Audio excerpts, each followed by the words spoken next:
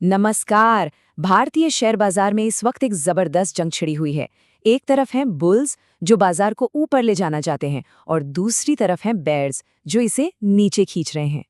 तो चलिए आज इसी खिंचतान की कहानी को समझते हैं। तो ये सब शुरू हुआ पिछले शुक्रवार को। निफ्टी 50 में अचानक 317 पॉइंट्स की भारी गिरावट आई। एकदम से मार्केट में हड़कंप मच गया। तो अब सबसे बड़ा सवाल यही है कि यहाँ से आगे क्या होगा। लेकिन देखिए, इस पूरी कहानी में आगे बढ़ने से पहले एक बहुत ज़रूरी बात। ये जो हम विश्लेषण कर रहे हैं ये सिर्फ और सिर्फ एजुकेशनल पर्पस के लिए है। हम सेबी रजिस्टर्ड एडवाइजर्स नहीं हैं, तो इसे किसी भी तरह की खरीदने, बेचने या होल्ड करने की सलाह बिल्कुल न समझें। ठीक है, तो ये है हमारा आज का रोड मैप। हम समझेंगे कि शुक्रवार को हुआ क्या, फिर जानेंगे कि बेयर्स यानी मंदी वाले क्या कह रहे हैं और बुल्स यानी तेजी वाले क्यों उम्मीद लगाए बैठे हैं। फिर डेटा को देखेंगे और आखिर में समझेंगे कि आगे क्या हो सकता है। तो सबसे पहले बात करते हैं उस शुक्रवार की जिसने इस पूरी लड़ाई के लिए स्टेज सेट कर दिया। तो हुआ ये कि मार्केट अपने दिन के लगभग सबसे निचले पॉइंट पर आकर बंद हुआ और वॉल्यूम बहुत ज़्यादा था। जब भी ऐसा होता है ये एक साफ इशारा होता है कि बेचने वालों का यानी बेयर्स का पलड़ा भारी है और वो पूरी तरह से हावी हैं। तो चलिए अब बेयर्स के खेमे में चलते हैं और देखते हैं कि चार्ट्स पर उन्हें ऐसी कौन सी चेतावनियां दिख रही हैं। तो चार्ट पर ना शुक्रवार को एक बहुत ही खास पैटर्न बना जिसे कहते हैं बेरिश एनगल्फिंग कैंडल।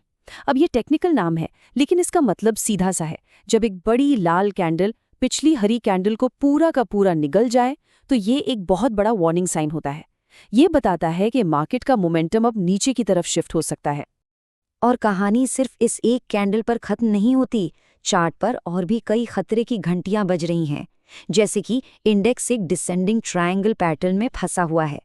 ये बार बार 25,600 के लेवल को तोड़ने की कोशिश करता है लेकिन हर बार फेल हो जाता है। और तो और वीकली चार्ट पर लगातार 4 हफ्तों से लाल कैंडल बन रही है। अब अगर हम कुछ और टेक्निकल इंडिकेटर्स को देखें जैसे कि RSI, ये बाजार की ताकत बताता है और ये गिरकर 40 पर आ गया है, मतलब मोमेंटम कम हो रहा है। MACD जो ट्रेंड बताता है वो भी एक बेरिश क्रॉसओवर दिखा रहा है। संक्षेप में कहें तो ज्यादातर इंडिकेटर्स बेचों का सिग्नल दे रहे हैं। लेकिन जैसे ही लगता है कि सारी कहानी बेयर्स के हक में है, तभी मैदान में बुल्स की एंट्री होती है और उनका हथियार है देश की मजबूत अर्थव्यवस्था। और ये है बुल्स का सबसे बड़ा दांव, 7.8%। ये हमारे देश की तीसरी तिमाही की जीडीपी ग्रोथ का आंकड़ा है जो उम्मीद से कहीं ज्यादा बेहतर आया है। इसने सारे एक्सपर्ट्स को चौंका दिया है। तो ये जो मजबूत जीडीपी डेटा है ये बुल्स को उम्मीद दे रहा है। उनका मानना है कि जब देश की इकोनॉमी इतनी मजबूत है तो बाजार ज्यादा नीचे नहीं जा सकता है। ऊपर से विदेशी निवेशकों का बढ़ता भरोसा भी है।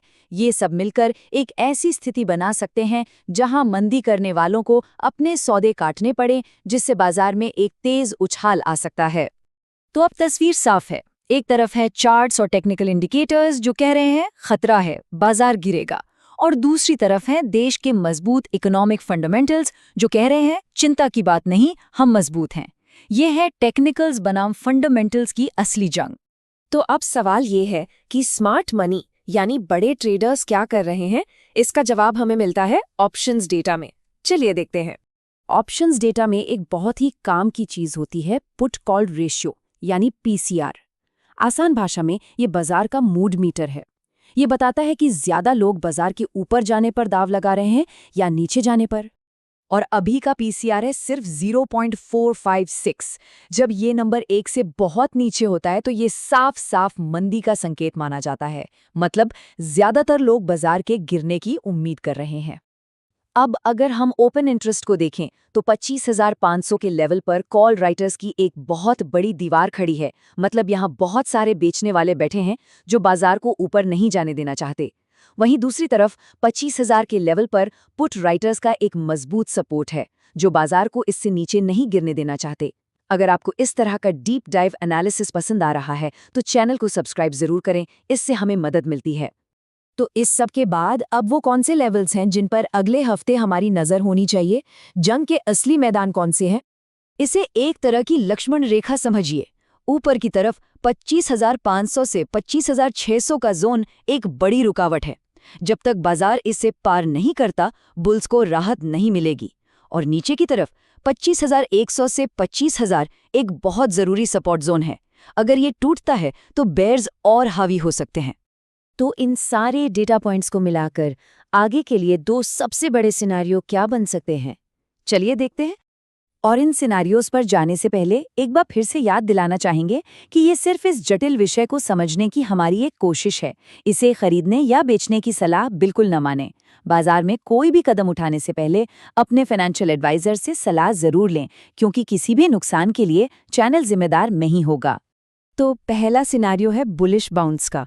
अगर बाजार 25,100 के सपोर्ट को बचा लेता है तो मजबूत जीडीपी डेटा के दम पर एक शॉर्ट कवरिंग रैली आ सकती है, जो निफ्टी को वापस 25,500 की तरफ ले जा सकती है। दूसरा सिनारियो है बेरिश कंटिन्यूएशन। अगर बाजार 25,300 के रेजिस्टेंस को पार नहीं कर पाता और नीचे फिसल जाता है तो टेक्निकल कमजोरी हावी हो जाएगी और बाजार 24,900 के सपोर्ट की तरफ जा सकता है। और आखिर में एक बार फिर ये साफ कर दें कि ये पूरी चर्चा सिर्फ एजुकेशनल पर्पस के लिए थी। कोई भी वित्तीय फैसला लेने से पहले अपने फाइनेंशियल एडवाइजर से सलाह लेना बहुत ज़रूरी है।